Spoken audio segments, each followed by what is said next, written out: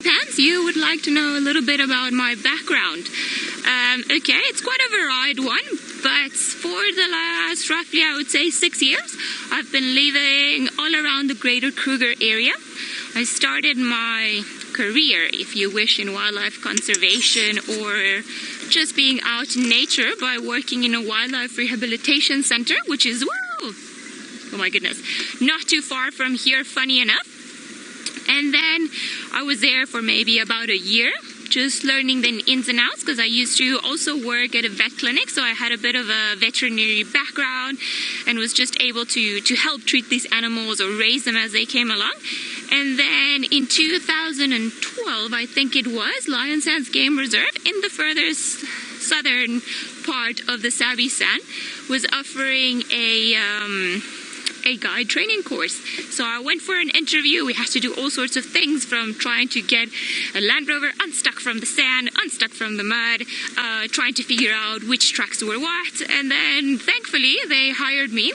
Well, they didn't hire me back then. They allowed me to come on the course, and I was at the lodge for 6 months, just learning the ins and outs of how to drive a Land Rover, how to go off-road, how to talk to guests, and more importantly, trying to learn as much as possible about animals or animal behavior.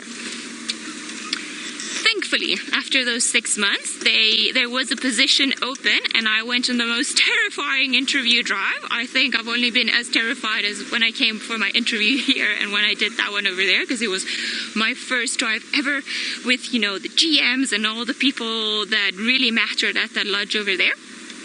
And, well, yeah, they hired me. So I spent the next, I think, 3 or 4 years working there.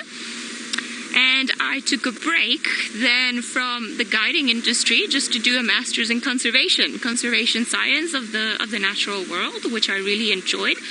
I did it, however, in a colder part of the world. I went to live in the UK for a year. And although as incredible as that was, I missed the sunlight too much, and I came running straight back to South Africa, straight back to the Sabi Sand, and I started working with Tristan, who's my partner, in a reserve just pretty much on the other side of the road. And well, we've been here pretty much ever since, all around this area. It's funny, the bush has a funny way of just creeping into your heart, and once it settles there, as they say, the African bug is real. So once you experience this, it's very hard to go back to anything else. So yeah. All right, seems like